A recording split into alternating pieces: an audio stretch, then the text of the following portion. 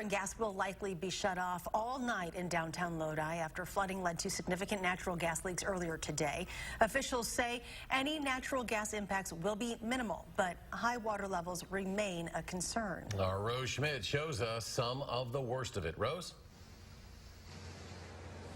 That's right. So snow melt and ice are causing this rushing water you see here at Spring Creek Park. Now that water has nowhere to go because of ice dams downstream.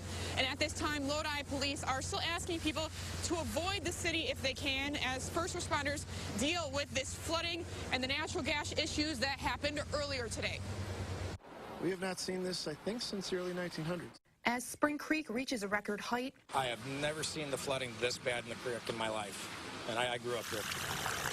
business owners in downtown Lodi brace for rising water and full basements.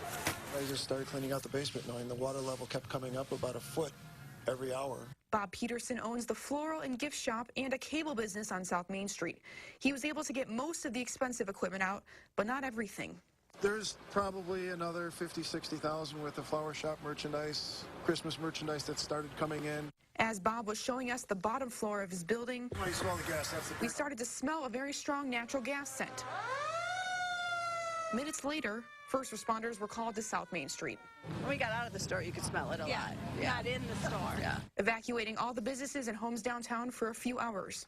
They wanted everybody to come down to this corner. In the basements of some of the businesses and the residences are filling up with water, and what that's caused is the furnaces to go out. And when you have natural gas pumping gas into those furnaces, the furnaces are doing their job by evacuating the gas throughout the house, out through the exhaust. The police chief says after the significant gas leaks, the power and the gas was quickly turned off.